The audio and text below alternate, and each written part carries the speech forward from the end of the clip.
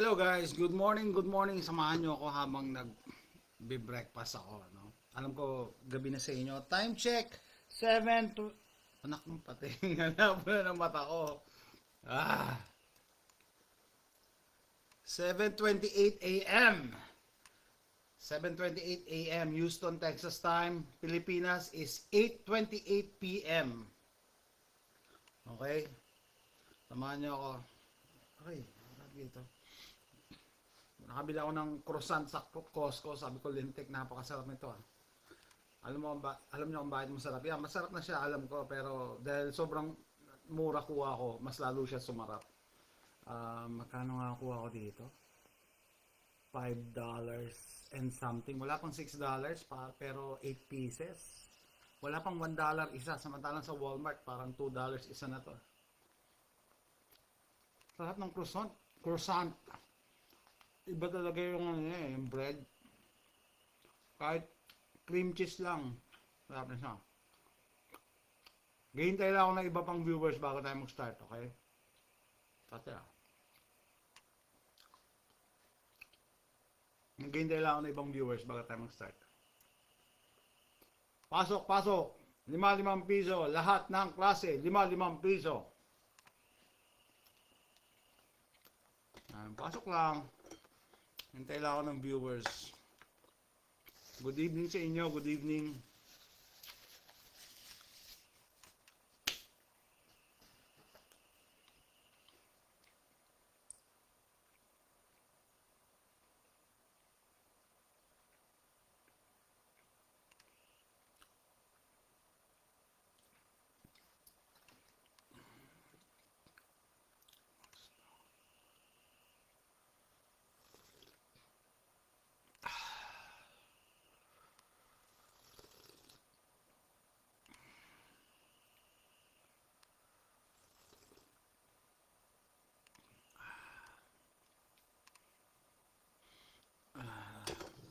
Sa video na to, patutunayan ko sa inyo na hindi totoo na yung nararanasan yung init sa Pilipinas climate change. Ayusin ko yung salta ko, baka maano tayo, ma-sensor tayo. Actually, miss ko na nga yung fake checker ko eh.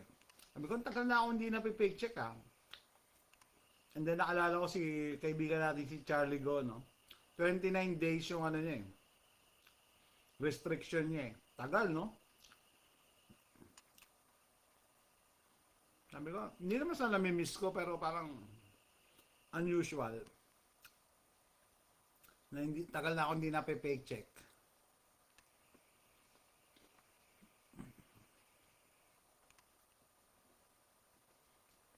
Croissant. Tsaka cream cheese. Hintay lang tayo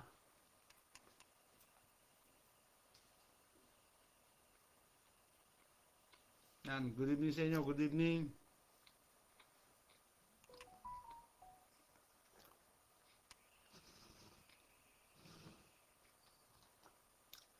Sakto. Warm and cozy pala ito nakalagay. Warm and cozy. Init-init na sa Pilipinas, no? Tapos, dami pa rin nagkakape. Isa sa mga misteryo yan na hindi ko masagot.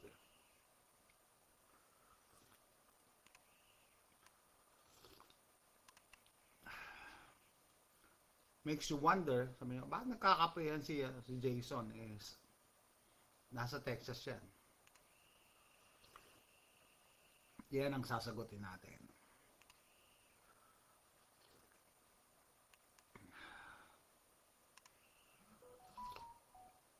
Alexa, what's the temperature outside? Right now in Cyprus, it's 72 degrees Fahrenheit with cloudy skies. Today's forecast has lots of clouds, with a high of 85 degrees and a low of 72 degrees. Alexa, what in Celsius is 72 degrees Fahrenheit? 72 degrees Fahrenheit is about 22.2 Wow! degrees 20. Celsius. Yan ang sagot. Yan yung sagot sa yung sa title nito. No? So, ngayon, alas 7:30, 7:32 a.m. 22 degrees Celsius. 22 degrees Celsius. Malamig yun, di ba? So, meaning to say, kanina madaling araw, mas malamig. Nasa 60 siguro. So, siguro, what? 18, 15 degrees Celsius? Malamig yun. Yan ang sagot. Yan ang clue. Kaya sinasabi ko na hindi, ano yan, hindi climate change yan. Hindi yan climate change. Yun nangyayari sa Pilipinas. Kung may kilala kayo na nasa abroad o nasa ibang side, nasa ibang panig ng mundo, ask them kung anong temperature sa kanila.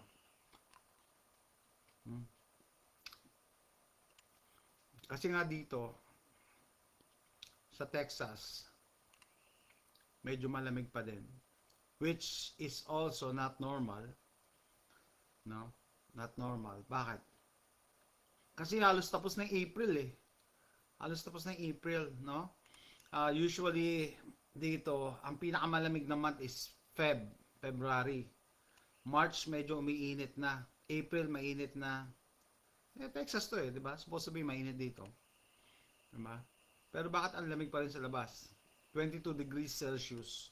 Ngayong umaga, mas malamig kanina madaling araw. No?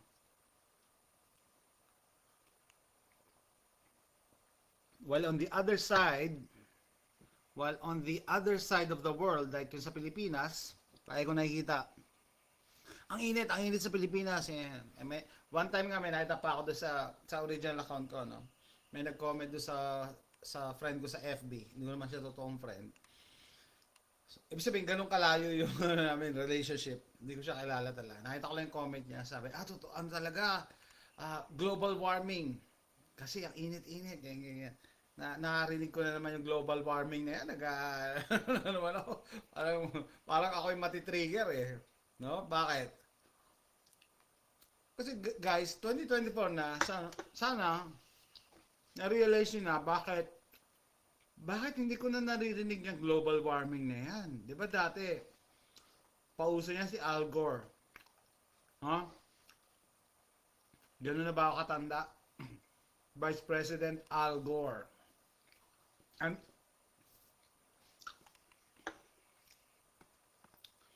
naglabas si Al Gore ng sabi niya documentary, An Inconvenient Truth, no? So ang daming na-alarm no, ang daming nagpanic. Sabi in 10 years underwater na tayo, ganyan. Matutunaw na yung polar ice caps, ganyan. Underwater na. And after 10 years, hindi nangyari yun. Hanapin niyo si Al Gore, hindi na siya, nagtago na siya. Okay? Nagtago na siya.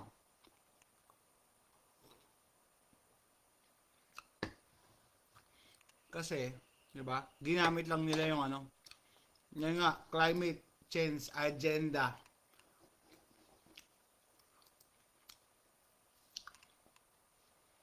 Okay, test B. Ito, yun nga, na-observe ko nga, kada post ng ABS-CBN, no? Palaging tungkol sa init. May namatay sa init, sobrang init, ang heat index. Hindi ba kayo nagtataka? Bakit heat index ang sinasabi nila? Bakit heat index? Hindi yung actual temperature. Like, tanongin mo si Alexa, anong temperature ngayon? Sasabihin niya, 22 degrees Celsius ngayon. Bakit palaging heat index? Kasi yung heat index, lang yan eh. Hindi siya actual temperature. Okay? Siya yung pinakasagad sa spectrum ng temperature.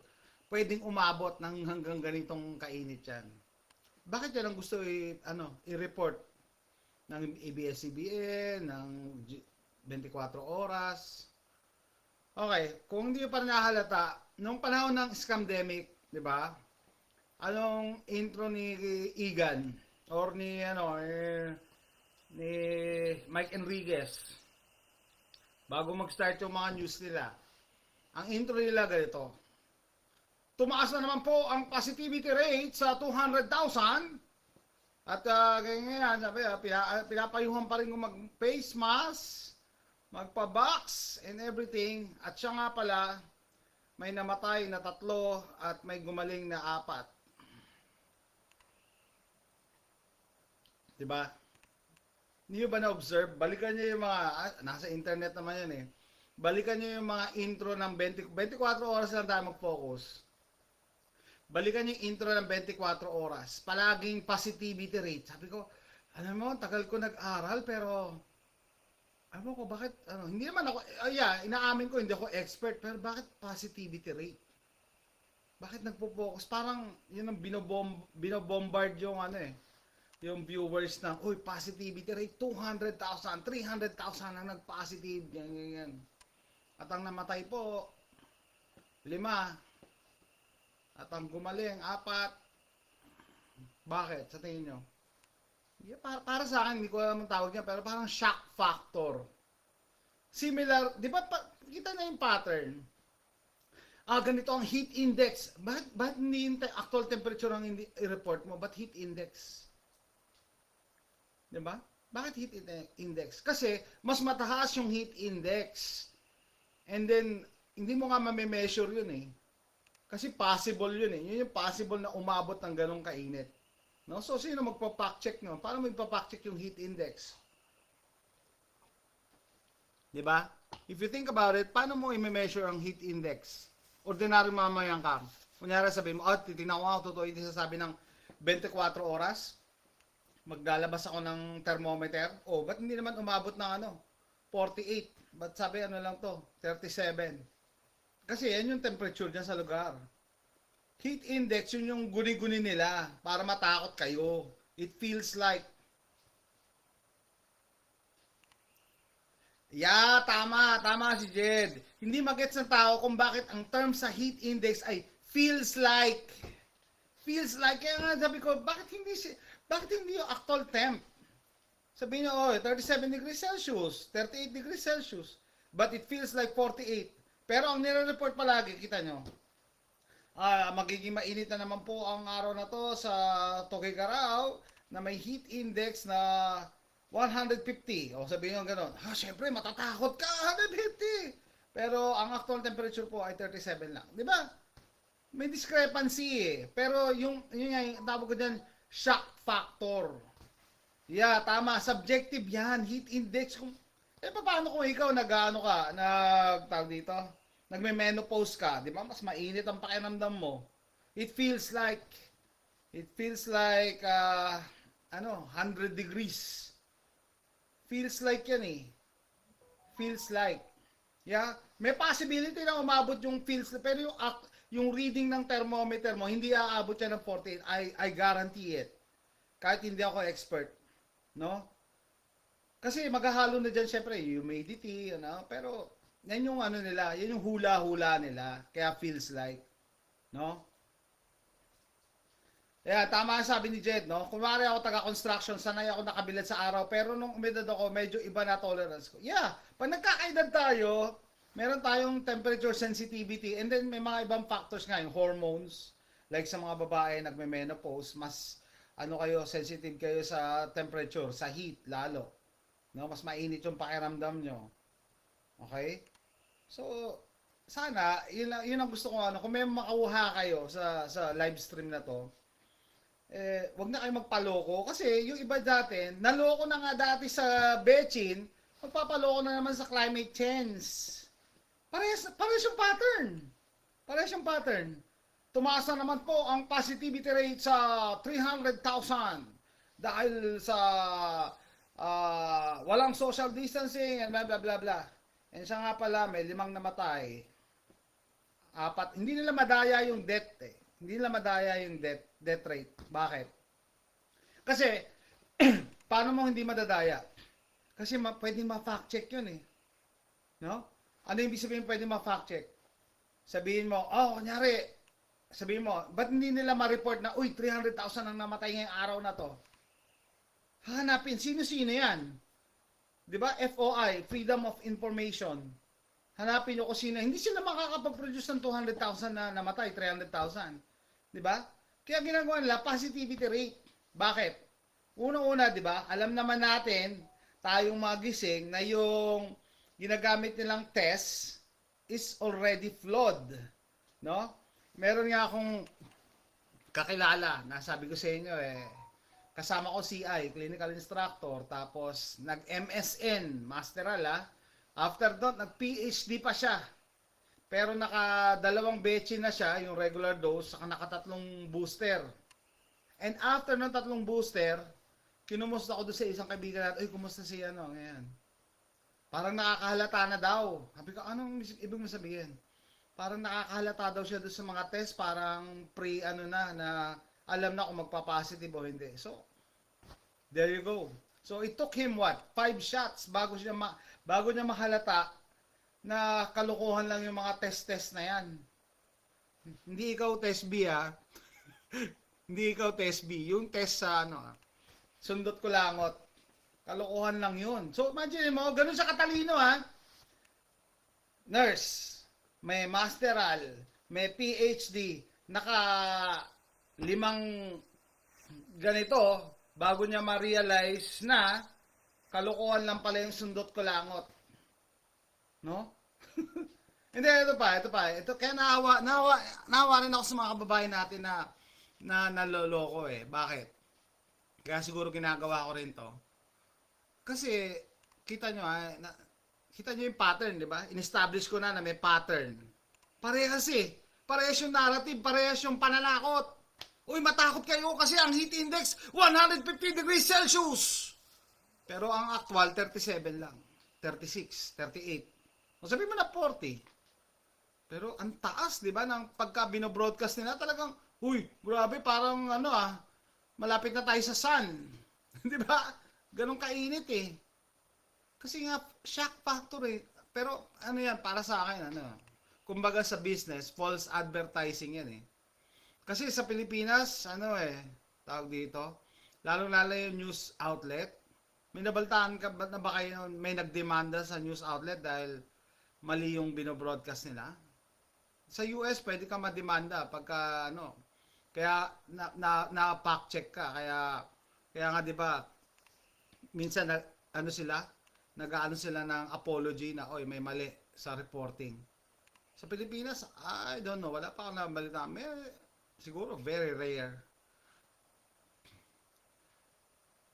Gracia Claveria, yan nga kasi it's not gonna work anymore.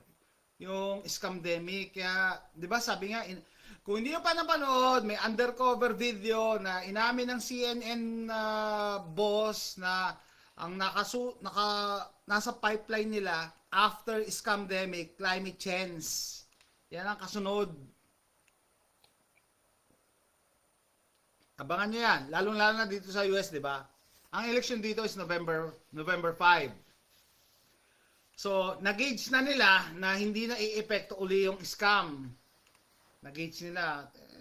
Doon sa hindi naniniwala na ang nanalo is si Donald Trump, tanongin niyo yung sarili niyo, ba't wala kami nakikita nagrarally na pro-Biden, no?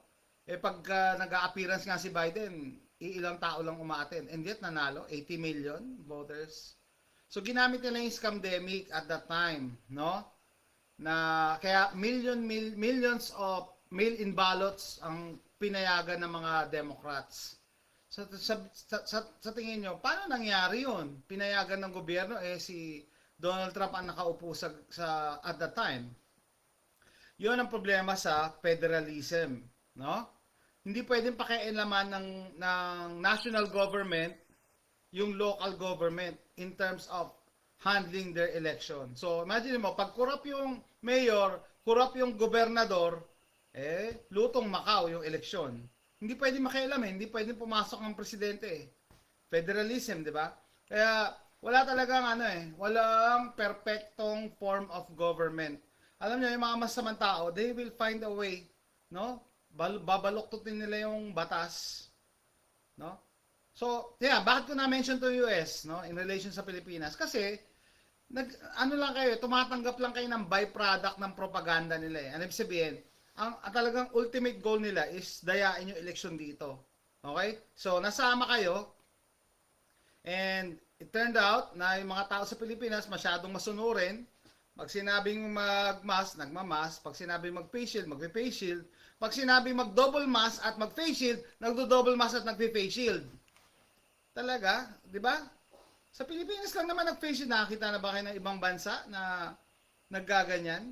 And ngayon, sad to say, hanggang ngayon, April 2024, pag nakakita ako ng mga events sa Pilipinas, like, the other day, nakanood ako ng documentary ni Mab Gonzalez regarding sa teatro diyan sa Pilipinas. May mga nanonood pa rin na nakamas.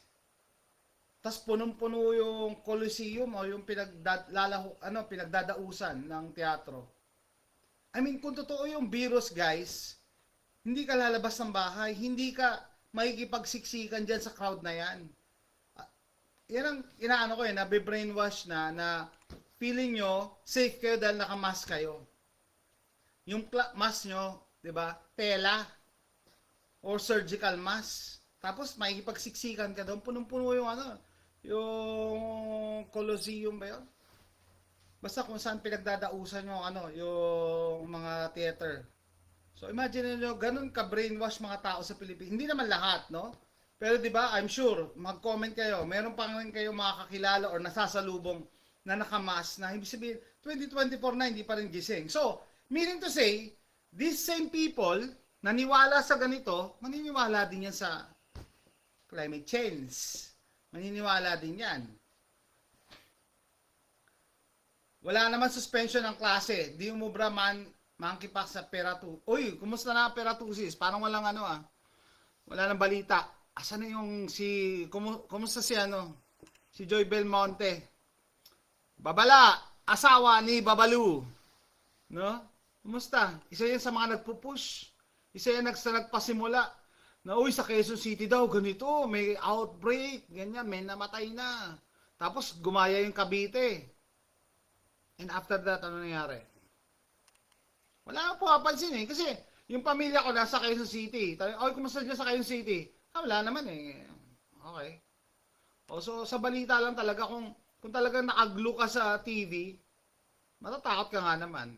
No? Nangyari, lalo na kung hindi mo alam yung totoo, I'm sure, may mga kababayan talaga tayo na ganun pa rin, na nakapokus lang sa TV. Sabi nga ng iba, na ibang sipol, kung totoo yan, dapat nasa TV yan. Kung totoo yung sinasabi mo, dapat binalita na yan sa TV Patrol or sa 24 oras. But the thing is, paano kung niloloko ka nila ng TV Patrol at 24 oras? Diba? Saka po tropical country tayo sa Pilipinas, normal na mainit kapag summer, malapit tayo sa equator. Ito pa pala. Wala na, daig na ni Diwata. Kaya nga, malapit tayo sa equator. Sa kanong pang 80s at 90s, may El Nino, nagpo 45 degrees sa North and Central Luzon. Tama, no? Yang tungkol sa kay Diwata, parang diversionary tactics na naman yan No? They give you attractions para hindi kayo mag-isip. No? Hindi kayo mag-isip. Kaya ako lang, napapansin ko, sabi ko parang may pattern, ba't parehas? Heat index ang tinire-report, hindi yung actual temperature. Eto pa. Kaya sabihin ko sa inyo, sasabihin ko si Dizoy pare, progressive yan, sinisimula na sa isang part ng Quezon City ang 15 minutes. Kaya nga, 'di ba? Promotor niya yung mayor ng Quezon City. 15 minute city. And yet, the sad part is hindi yun yung masaklap Ang masaklap, guys, may mga kababayan tayo maniniwala pa rin diyan sa 15 minutes. I don't know. No? Kahit anong ibenta sa kanila ng mga ganyang ideas, talagang very agreeable sila, very receptive. Sa huli niya, pag pinakain niya ng insekto, papahayag pa rin yan. Doon nga sa Pinoy Prepper Group, may nag-post about 15 minute city. May sumagot doon, ang sabi, okay yan sa akin kasi wala akong sasakyan. Tapos hindi yun Hindi nakikita yung bigger picture na this is about control. I mean, natunayan kang prepper, gusto mo mag-prep sa mga sakuna, pero the moment na sabihan ka ng gobyerno na safe and effective, pila ka agad. I mean, di ba kaya nga tatawag na prepping is a mindset. Hindi naman sinasabi maging paranoid, di ba? Maging conspiracy theorist ka, pero gamitin mo yung utak mo every time na may ipe-present sa'yo sa harap mo. Hindi yung, oo, maganda yan. 15 minutes city, okay, okay lang yan sa akin kasi wala naman akong kotse. Mas gusto ko lalakarin lahat. Talaga? Paano pag susunod pinakain ka ng insekto? Okay yan, maganda yan, mataas ang protina niyan. Malamang ganun pa rin yan. No, it's mga vlogger, siya ang kino-content, dami kasi views kumikita. Kaya nga sabi ko kaya nga ako hanggang ngayon, wala akong kita. Wala akong kita. May nagtanong sa akin dati, Sir, kumusta? Ano yung etong YouTube, etong Facebook, Vladimir Rasputin, kumita na ba yan? Sabi ko last month kumita na. Kumita na siya, $1.50. 150. Parang naawa pa si Facebook Scam din tong Facebook, guys, no? Yung eto na to, dinedicate ko tong channel na to para makapagsalita ako about yung mga ganito, no? Para ganyan. And etong Facebook, scam din to. Bakit? Binigyan ako ng earnings nito, $1.50. Hindi ko pa siya makukubra hanggat di siya umabot ng $25. Tapos, inaalok ako ni Meta, ni Facebook, na mag-verify daw ako, no? Para daw malaman ng mga followers ko na verified account ako. Alam niyo magkano charge para ma-verify ka? $14.99 a month. $14.99 a month. Tapos ang kita ko, $150. Sige, wag niyo na ako i-verify. Di na ako kumikita Lolokohin pa ako i-scamin pa ako ng Meta. No? Hindi ba scam yun? Novi Singguay. Kaya nga, no, nung dati sinabihan ako ng ate ko, sabi, ba't nagbablog ka ng mga ganyan? Dapat happy lang yung mga, sabi ko, okay. So, kasi hindi ako ganun Diba? Para kumita ka, magbablog ka ng lang, may isaw-saw ka sa issue, tapos, yung mga pranks lang, mga ganon. At the end of the day, hindi, kung matagal nyo na ako pina-follow kasi meron ako pinagdaanan dati. Kaya iba na yung pananaw ko Nag-undergo ako ng NDE, no? Yan. Yung mga katulad ko, NDE, Near Death Experience, nag-iiba yung pananaw namin So, hindi ko kailangan ng pera. Kailangan ko pera. I'm also broke, no? Wala rin akong pera. Pero, iba na yung importante sa amin parang ganon. Bahala na sila, magsisikan sila kaya iba, gumagawa lang mga happy videos lang. Yung iba, the other day nga, napansin ko na may isang vlogger dito sa Facebook, no? Nagre-reshare lang siya ng mga sexy videos sa mga babae. Tapos, ang dami niyang followers. 200,000 followers. Pero, ang ginagawa, hindi naman niya original content yon. Mga sexy lang na babae, tapos nilalagay niya lang yung video, yung mukha niya sa harap, sa baba. Pero, niya rin yon, captured niya rin yung video na yun, hindi naman yun kanya. No? Kanya-kanya yan Pero siguro, so as a viewer, it's up to you kung ano ba gusto niyo mapanood, no? Sabi nga, gusto niyo ba hindi naman tayo banal na di ba? Meron, from time to time, gusto rin natin manood ng mga sexy, pero ano ba yung gusto mong ma-accomplish sa buhay mo, no? Pagbukas mo ng computer mo, cellphone mo sa umaga, 'di ba? Ano sabi ng mga operations manager namin dati nung medrep pa ako sa Pilipinas. Garbage in, garbage out daw. Operations manager ano ibig sabihin, sir? Pag garbage ang ina-absorb mo, garbage din ang lalabas sa bibig mo or yung yan din may isip mo. Sabi ko, hindi naman ako ganun kagaling, hindi rin ako malinis, pero it's up to you kung ano panonoorin nyo or ano yung i-consume nyo na na mga vlogs. Yan ang maganda sa free world, no? Nakakapag-decide tayo. Insert ko sa inyo, the moment na sinakop na kayo ng China, hindi na mangyayari yan kasi meron silang internet censorship.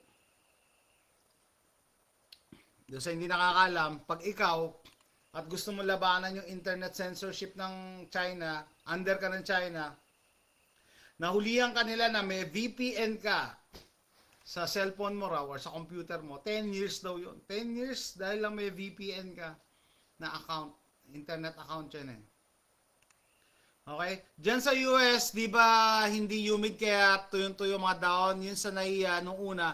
Sabi ng SMM, nasunog daw dahil sa tuyong damo. May mga basura pala na nasunog sa tabi.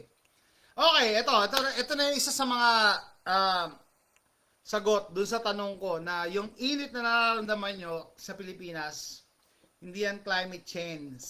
Hindi. Bakit? Kasi supposed to be, I'm on the other side of the world. Nasa Houston, Texas ako. And abnormally, malamig dito. No? Sabi ko dapat mainit na dito eh. No? Tapos na halos ang April eh. Kita nyo, tinanong ko si Alexa, 22 degrees Celsius. Ngayon, no? Alas 7, mag-alas 8 na. Supposed to be, mainit na ngayon dapat. So, ibig sabihin, ano nga, sabi nga, weather lang yan eh. Baka next year kayo naman yung yung lumamig. No? Baka naka-tilt lang. Magagalit naman sa akin yung mga flat earthers. Baka naka-angle lang yung mundo. Umangle lang. Pero alam niyo maganda sa earth, no? It has its ways of correcting itself. Parang yung katawan natin. Kaya nga sabi ko talaga, I'm sorry kung atheist kayo, no? Pero meron talaga, there is a God. No? Ginawa talaga tayo. Yung katawan natin, na ko siya eh. Nakita ko yung pattern niya parehas sa mundo. May homeostasis eh. Balance. Ano ibig sabihin? A long time ago, may nag-aalok sa akin ng ng water filter na ano nga yun, yung basic water filter eh. Hindi siya acidic, basic siya eh. Yung Kangen water. And then, there was a time na sumasalok pa ako ng tubig sa Whole Foods Market kasi yung tubig nila nga, hindi siya acidic. Basic siya.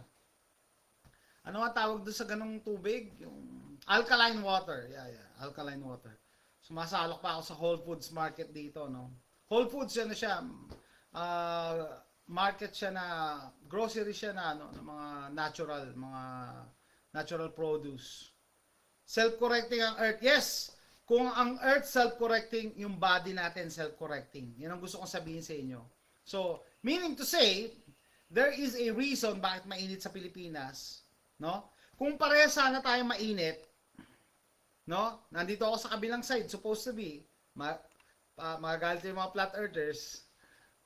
Kung nasa kabilang side ako, dapat parehas tayong mainit.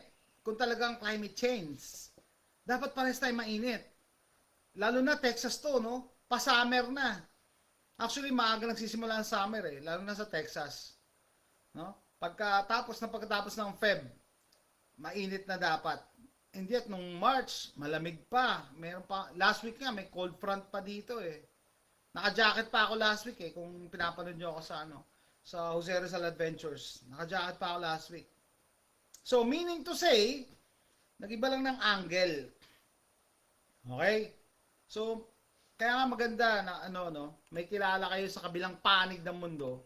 Tanungin nyo, oy, mainit ba dyan? Kasi matakot kayo pag pares tayo mainit. Ibig sabihin talagang malapit na tayo sa sun. 'Di ba? Pero kung sa kabilang panig ng mundo, abnormally cold, it means to say, umanggal lang. Okay? Yan, ito pa, self-correcting. Balik tayo doon, self-correcting ang earth, pati ang body, na same. Tama. Yung body natin, self-correcting. Ano ibig sabihin? Pag kumain ka, kaya ako tumigil sa pag-inom ng alkaline water, ganito. I realize na yung body talaga natin, self-correcting nga, may homeostasis, binabalance niya. Na pag uminom ka ng acidic, mag-release siya ng chemicals para maging basic, kukontrahin niya yung acidity. Pag uminom ka naman ng alkaline, magre-release siya ng acidity para kontrahin. Nag-a-adjust yung katawan. Sabi ko, okay. So, meaning to say, wala palang silbi yung alkaline water. Para sa akin, no? Wala palang silbi kasi nagko-correct yung katawan eh. So, similar with the earth, no? Kaya mainit dyan, sobrang lamig nung kabila eh. Abnormally cold. Hindi naman sobrang lamig pala. Abnormally cold. Dapat mainit na eh. Okay? And then, Yung isang araw nakanood ako ng hindi man, video, content sa YouTube, no? Ang daming nanood. Sabi na, oy, nakasawa, oy, million views na yan, ha. Dinocument lang yung yung Dubai na, nangyari sa Dubai na pag-flood. Pero yung pag-narrate niya dahil daw sa global warming, ano ba to? Sabi ko, I mean, imagine niyo, no? Ilan na naman yung naloko? Milyon ang views eh. Pero pinupush niya yung sabi niya, global warming. Parang napakabobo naman. Wala nang gumagamit ng global warming. Guys, alam niyo ba kung bakit wala nang gumagamit ng global warming? Kahit yung mga woke na mga ultra lefties. Bakit? Kasi napatunayan na nila, they already found out scientifically that the earth is actually getting colder. Lumalamig talaga tayo. Hindi tayo umiinit, lumalamig ang mundo. I mean yung Earth's core. And yung Earth, nakailang series na ba ng Ice Age? 3 ba? Diba? Global cooling talaga eh. Tama, global cooling. Di ba nag-Ice Age na nga tayo? Di ba nag-Ice Age tayo? Dumami pa polar bears. Nag-Ice Age. Kaya nga nagtatago na yan si Al Gore. Nagtago na siya after nung 10 years na hindi nangyari yung pananakot na ginawa niya. So, global warming is and was a hoax. Hoax. H-O-A-X. No? It's a hoax. Taka isa pa nga ebidensya na hindi totoo yung global warming, na matutunaw daw yung polar ice caps. Yung mga bangko sa Florida, sa Miami, lalo na Miami, multi-million ng properties dyan. Pag kumuha ka daw dyan ng bahay, 30-year loan, million, ina-approve ng bangko pag mayaman ka. Don't tell me na yung bangko hindi alam na magiging underwater sila. Ba't nila ina-approve in 30 years? Diba? Yun pa yung isang napakalaking ebidensya. Ibig mo sabihin, yung bangko magpapautang ng milyong-milyong dolyares na hindi nagre-research. No? Ibig sabihin, paano sila magpapautang ng 30 years? Sabi ng mga climate alarmists, 10 years, lubog na, underwater na tayo. So, kita nyo? Ilang taon na? Kailan pa nag-start yung global warming na yan? Diba? Moneto, good evening. Good evening sa'yo. Kailan pa nag-start? Kita nyo, yung iba, bayad na siguro yung 30-year loan nila. Yun pa nga, yan pa, yun, similar guys, no? Maganda yung yung parallelism, no? Sa MOA, no? Ang dami nag-i-invest, reclaimed lot yan reclaimed land. Ano yun? Yung dagat, tinabunan nila ng sandamakmak na bato, lupa, buhangin. Tapos tinatayuan na nila ang mga building. Kaya nagulat ako, merong vlogger sa YouTuber, no? Nag-drive siya dyan. Sabi ko, ba't may mga building na dyan? Dati tubig yan yun nga, nireclaim na nga sa tingin nyo guys, ang tatangan ng mga investor na yan, mag-i-invest sila ng milyong-milyong piso, babahain naman pala yan, magiging underwater naman pala tayo Isa pa nga lang si AOC, di ba? Yung isang napakatangang dito, congresswoman dito sa New York. In 10 years daw, malulunod tayo, underwater na tayo. Ay talaga, ba't yan, ba't kayo sa Pilipinas nag-invest sa MOA? Yung mga reclaimed lot, dumami pa nga yung mga hotels dyan, nakita ko. So, guys, sa akin lang, andyan na yung ebidensya So, I'm sharing this information doon sa hindi nakakaalam at gustong makaalam or gustong matuto. Pero kung talagang, kung talagang sarado na isip mo na, sige, sambahin natin ang climate change. Kulto na yan Kulto na yan. Pati yung bid ko, kulto. Alam niyo kung bakit? Pag meron kayong, di ba, pag na-meet kayo na at that time, nung scamdemic, yung mga membro ng kulto ng bid ko, pag kinontra mo yung ganito, di ba, awayin ka, iba-block ka, iba nga minumura pa Di ba, mumurahin ka. Ngayon, pag kinontra mo yung climate change na yan, ganun din gagawin nila sa'yo. Iba-block ka nila, mumurahin ka, unfriend ka. Kasi di ka naniniwala Ha? Yun nga pre, nakakainis lang talaga pero what can you do? mas marami talaga ang sheeple kaysa sa sheepdogs. 'Di ba? Iba talaga, mas marami yung sheeple na ewan ko, meron kasi siguro yung psychology niyan. First love ko kasi psychology talaga eh. Ayoko talaga mag-nursing eh, psychology, no?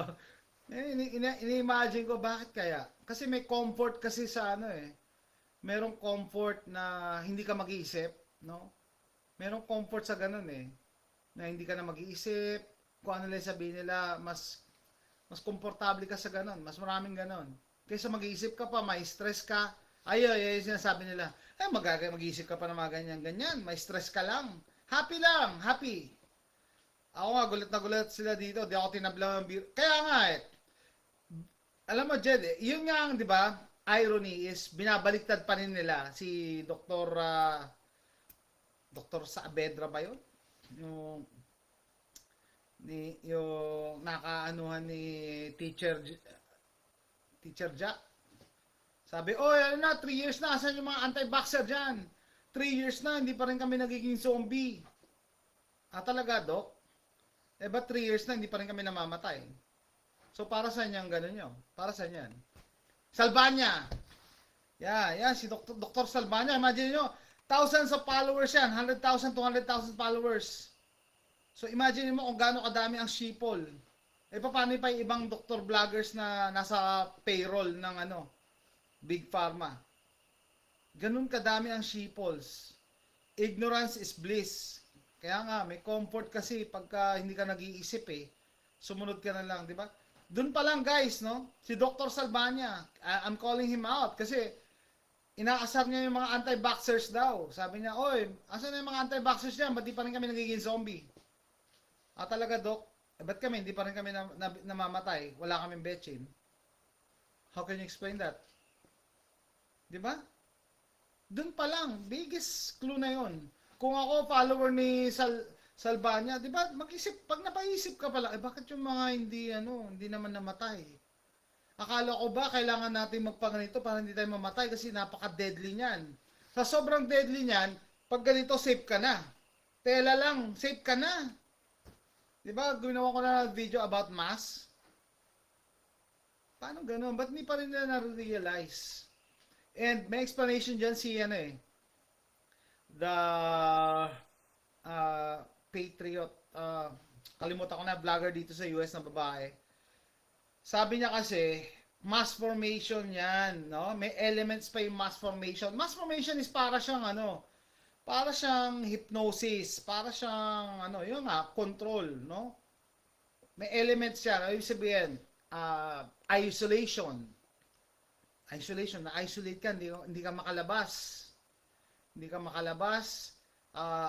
Di ba yung mga videos nga, no? Hindi mo mayakap yung mga magulang mo, hindi mo mayakap yung grandparents mo, yung mga apo daw nila, kung mga grandparents naman, hindi nila mayakap yung apo nila, or syota mo, hindi mo mapuntahan, kasi isolation bawal quarantine Ano nga? Tapos sa Pilipinas, hindi nyo pa ba napansin kung ano-anong quarantine at lockdown ang pinapangalan dyan? Ano nga yung mga quarantine yung lockdown dyan? Di ba? Iba-iba? Ano nga yun? Ano yan, Jed? Yung iba-ibang lockdown dyan sa inyo? Iba-iba yung quarantine? May mga terms. May mga pangalan yung lockdown nyo Iba-iba. Yung iba-ibang degree. Nainis ako pag hindi ako maalala. Sorry, wala tayong script kaya impromptu. Yeah, ECQ, MECQ. Guys, hindi nyo ba napansin sa Pilipinas lang yan? ECQ, MECQ. Yun pa isang napakalaking kalokohan Hindi ako expert, pero matagal na akong nurse. Granular lockdowns. Batch 96 ako. Ganun ako tanda. ECQ, MECQ. Ano yun? Diba? Ano yun? Diba? Sabi ko sa inyo, gusto kong hanapin yung yung mga videos ko during that time, no? Kasi meron din ako nakasagutan sa YouTube channel ko, Zerisal Adventure. Sabi ko, kung totoo yung virus, at that time, no, ang daming kumukontra sa akin noon. Kung totoo yung virus, dapat walang lalabas ng bahay. Walang lalabas ng bahay. Kung lockdown, lockdown. Kung quarantine, quarantine. Ano yung ECQ, MECQ na yan? Papayagan lang natin yung mga APOR, yung mga essential workers. Ganun. It means you're violating the quarantine protocols. Pag may lumalabas, ano yung example? Sige, I'm gonna break it down para sa mga hindi medical field. Kunyari, nasa isang bahay kayo, household. Yung asawa mo or yung housewife, ay hindi housewife, yung wife, nurse. Siya yung essential worker. Yung lalaki, non-essential, kaya walang trabaho. Dahil sarado yung pinapasukang opisina. Okay? So yung wife, pupunta sa ospital. Kaya iba nga naglalakad, nagbabike, no? Nurse, naglalakad, nagbabike. Ibig sabihin, gagamutin mo na nga yung may sakit, pahirapan ka pa. Kasi hindi pwede sumakay sa jeep. Di ba? Lockdown eh. Okay. So, punta siya sa ospital, magtatrabaho siya, mag-full PPE siya. No? Mula ulo hanggang paa, hanggang kuko. Nakabalot. May mga shoe covers pa. Sabi ko, grabe, parang nasa parang Ebola yung virus na hinahandle nila. No? Nagulat ako eh. No? Tapos uuwi siya ngayon, ano mangyayari? Di ba may dala na siya dapat na mga contaminants, mga virus? Uuwi siya, hawakan niya yung doorknob ng bahay. Contaminated yon. Okay? O sabihin mo na hindi niya yayakapin, hindi niya hahalikan yung mga anak at Pero the moment na pumasok siya sa bahay nyo, contaminated na ang buong bahay. Yan ang tinatawag guys na principles of asepsis. Clean to clean, dirty to dirty. Ibig sabihin, yung wife na nurse, nasa clean environment siya dahil nasa bahay siya. Walang may virus dyan. Clean. Pumunta siya sa ospital, maraming may sakit, that's unclean, that's dirty. So contaminated na siya. Ngayon umuwi siya, dinala niya yung contaminant sa bahay. So contaminated na. So ano ba ang principles ng Paano ba talaga ang nagko-quarantine? So, kita nyo guys, binaloktutan nila yung science. Hindi ko na maintindihan. Anong science? Explain. And yet, may mga nurse, may mga doktor na magtatanggol sa ganyan. Paano nangyari yun? Sabi ko, paano nangyari yun? Kita nyo, galing sa malinis na bahay, malinis kasi walang virus eh. Pumunta sa ospital, madumi, di ba? Dala niya na yung dumi na yun. Dala niya na yung contaminants or virus or whatever. Dadali niya yung sa bahay pag uwi niya. What more kung hinalikan niya anak niya, hindi agad siya naligo, yung damit niya, sinama lang sa laundry na mga regular laundry, contaminated na lahat yun. And the air, yung air lang sa loob ng bahay, contaminated na dapat lahat yun. Tapos matutulog siya, similar sa tabi niya yung asawa niya, tabi yung unan, contaminated na yan. So again, yung mga expert na makakanood nito, yung mga magagaling nating nurses at doctors, please explain. Paano nangyari yung quarantine na ECQ, MECQ na yan? Yung mga APOR, mga essential workers, anong relevance niyan sa pagkontrol? Kaya sabi ko sa inyo guys, kung totoo yung virus, ang dami na sanang namatay. Lalong-lalo na sa Pilipinas. Kasi naglalabas-pasok kayo eh. Nako-contaminate nyo yung clean area eh. Tapos, example pa nga si Michael B, di ba? Dahil mayaman, hindi siya lumalabas, pero nagpapadeliver siya ng pagkain. Di ba? Clean to clean, dirty to dirty. Kung totoo talaga yung virus at kung totoo talaga na quarantine, isolation, lockdown ang gagawin natin, walang kakain sa labas, walang order ng pagkain sa labas. Bakit? Kasi yung rider, yung restaurant, di ba? Hindi mo alam kung na yan, contaminated na yan. Yes, sabihin mo, ano yan eh, nag-test naman sila, no? Negative sila. The moment na nag-test sila, negative sila, pero right after umalis nila sa testing center, anong guarantee mo na hindi sila na contaminate, di ba?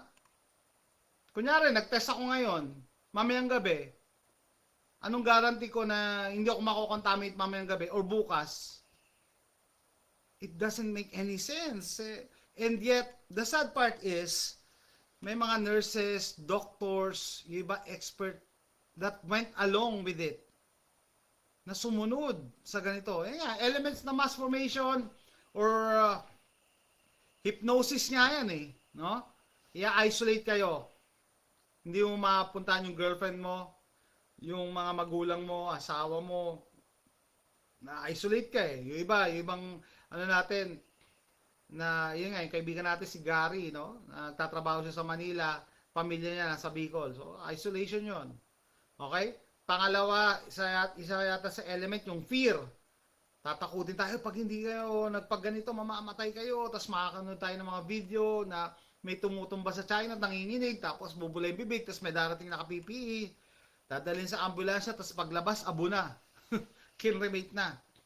Di ba? Nakakatakot yun. Siyempre, lahat natakot. To the point na madedepress na, imagine niyo depression tsaka fear magkasama. Ang sasabihin nila, ay sige, bigyan nyo kami ng solusyon, gagawin namin lahat. Yan ang naglalaro daw sa isip nila eh. Gagawin namin ang lahat para matapos lang to. O di ba? Tapos bilang magsasalita si Duterte, pag dumating Bechin, tatapos na to. Kaya ang daming umasa, ang dami na nagkukumog, sige bilisan nyo na, i-roll out nyo na yan. Kaya nung may nabaltaan na magkakaroon ng Bechin, di ba may mga tao para nag-zombie apocalypse, so dinumog yung health center. Kasi gusto na nila matapos. Di ba? Sabi, back to normal na tayo. Yun ang pangako ni Duterte, di ba? Tapos, dumating na yung Bechin.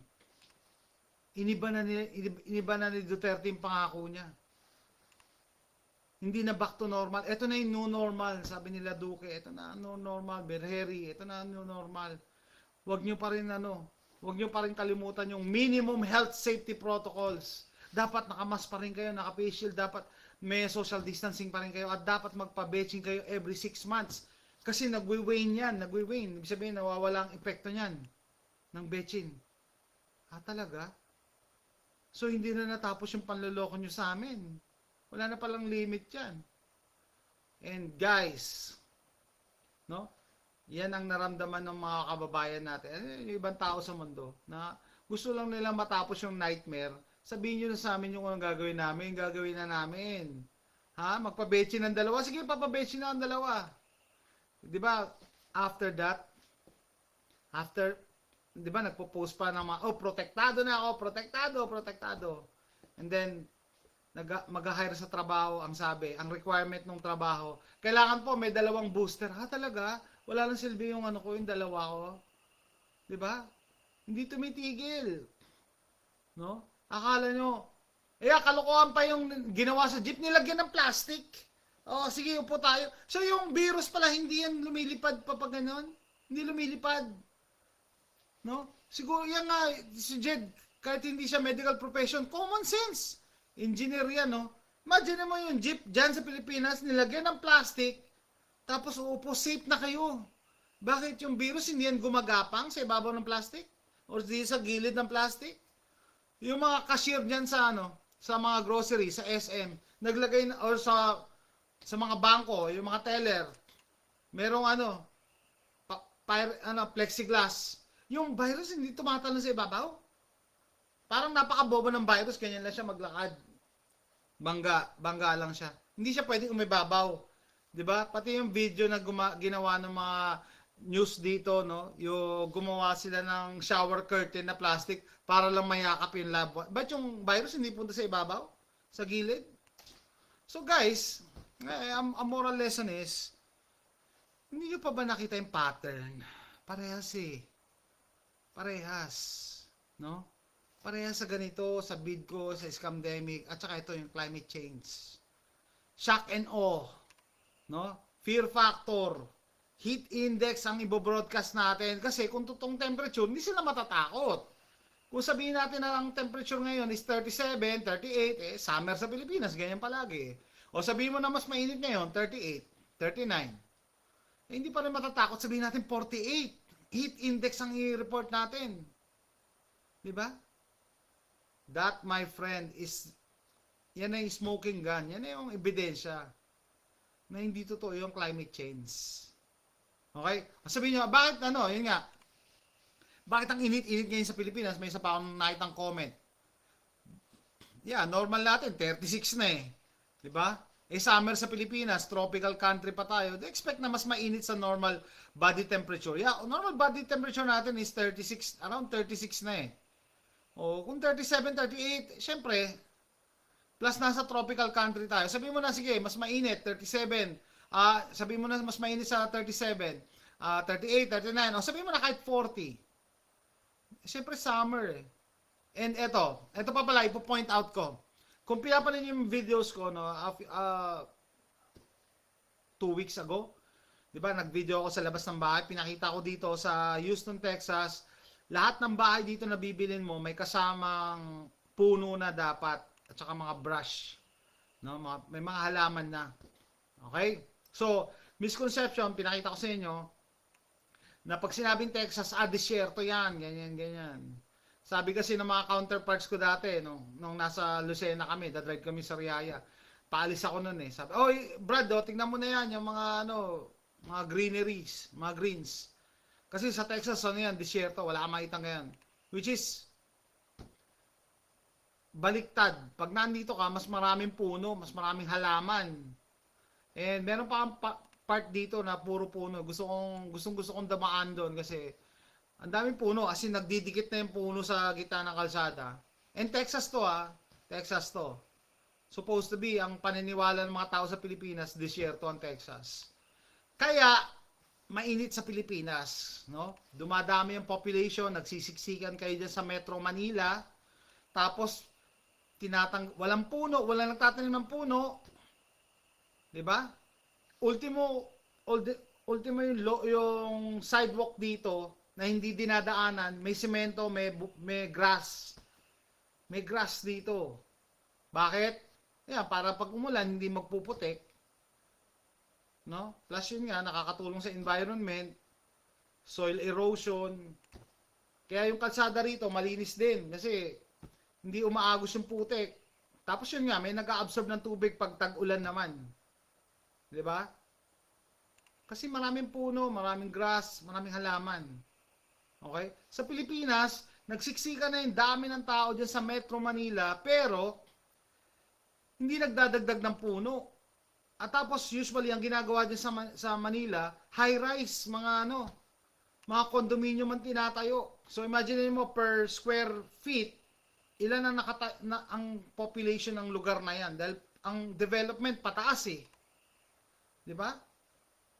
And then, mag-wonder kayo, bakit sobrang init?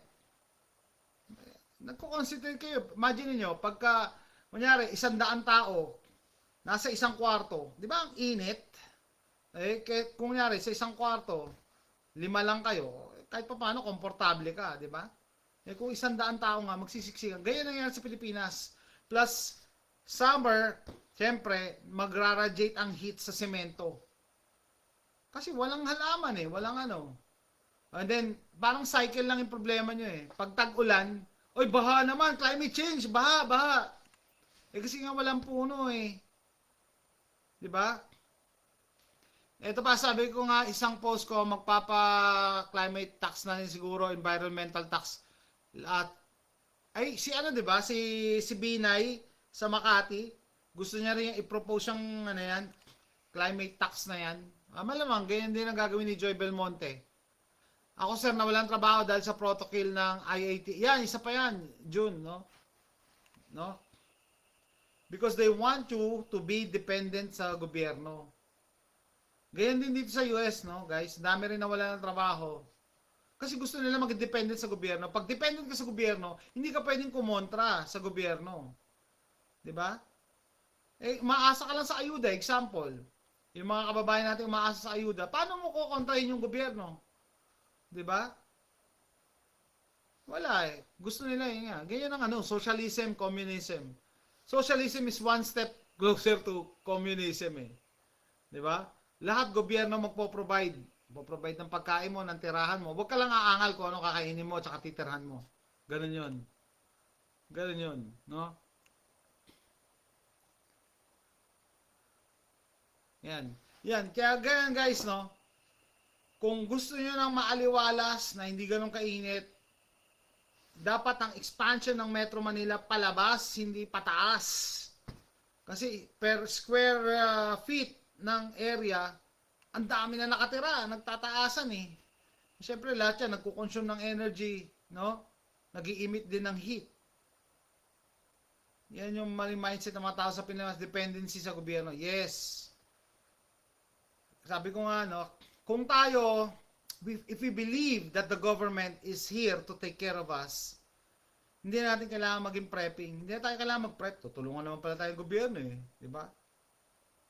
Eh, ang problema kasi, ginagamit lang tayo. Hindi ko naman sinasabi magrebelde tayo. Lilinawin ko yun guys ha. Ang sa akin, we need to call out pag may mali. Hindi yung lahat nakita mo, uy okay yan lahat. Okay, okay sa akin yan. 15 minute city, okay yan. Wala naman ako sakyan eh. Greater Manila. Yeah. Oh, ganyan talaga. Kailangan na ano. Kasi congested na yung Manila eh. Congested na yung Manila. And then dapat, nga, magtanim. Magtanim kayo. Kita nyo, yung Manila, sementado. Ire-reflect lahat niya ng heat. Tapos pag tag-ulan naman, walang mag-absorb ng ulan. Kaya, uy, baha, grabe. Climate change talaga. Climate change is real. Eh, syempre wala nga puno eh. Anong gagawin? So, one of these days, ibibidyohan ko yung lugar dito na nasa Houston, Texas ako, ang daming puno. Nasa city hindi yung hindi yung outskirts, city.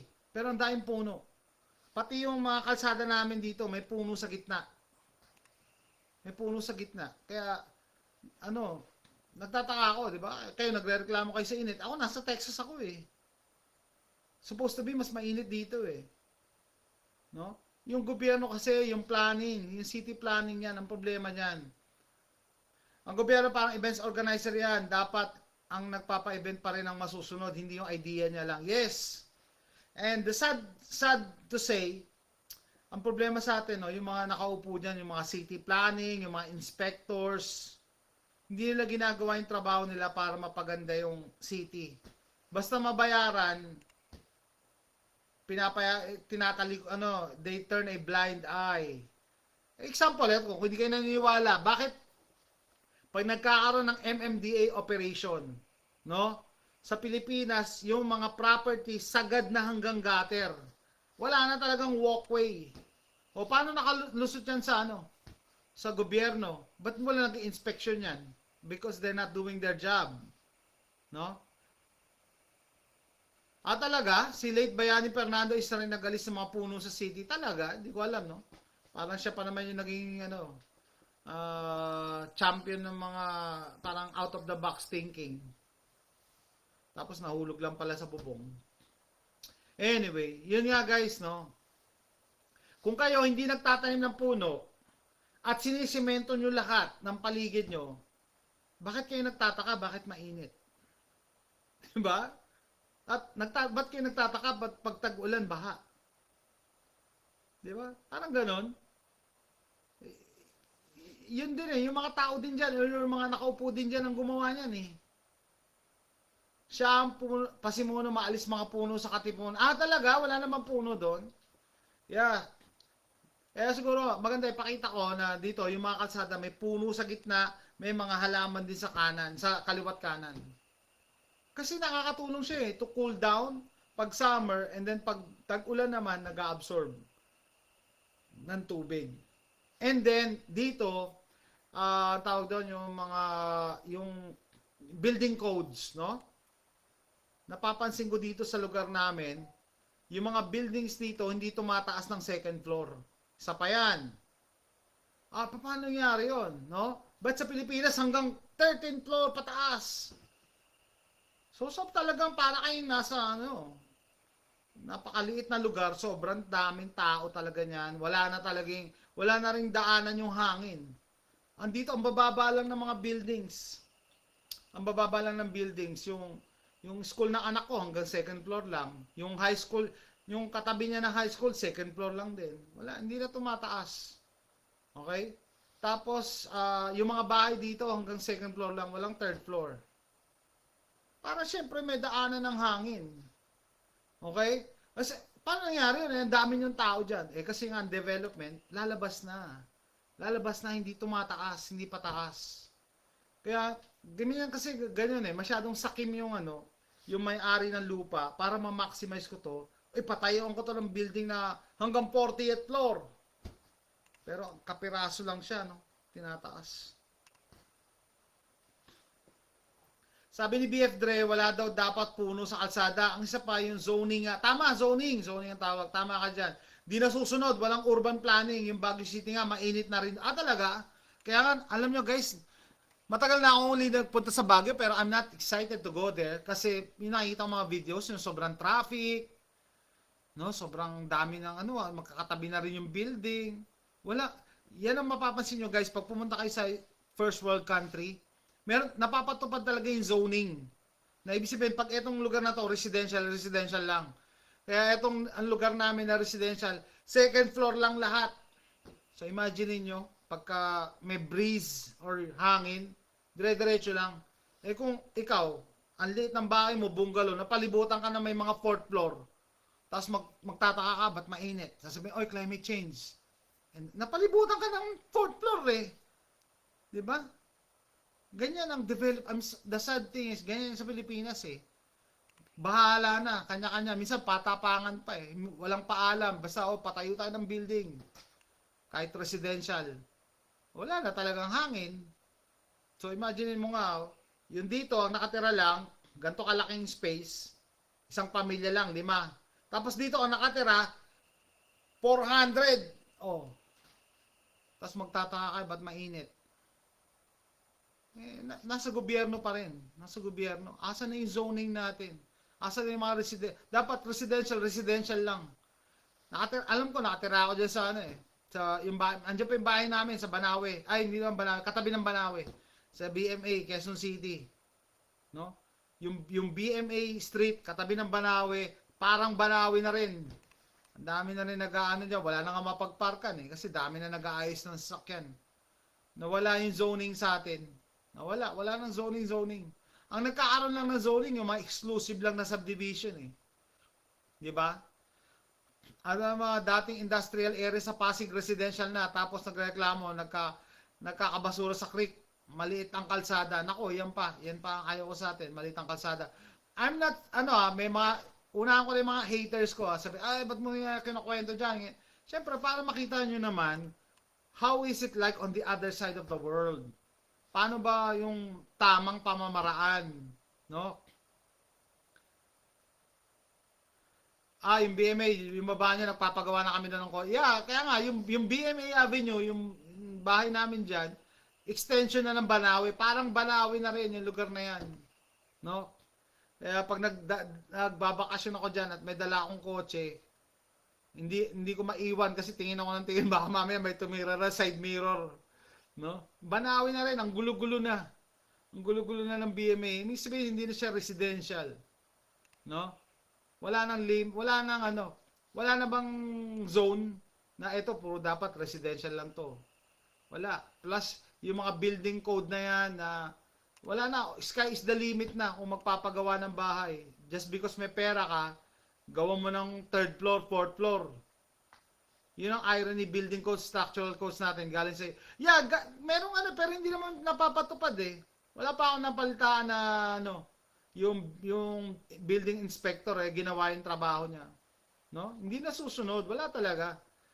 Basta, sa atin, basta may pera ka, pagawa mo yung bahay mo, 3rd floor, 4th floor, 5th floor, wala. Lalo-lalo na, nagawa na. Anong gagawin nyo? Gigibay niya? Ganyan na nga, patapangan. And then yet, magtataka kayo, bakit mainit? So that's it guys, kung nag-enjoy kayo sa video na to, see you next time. Bye!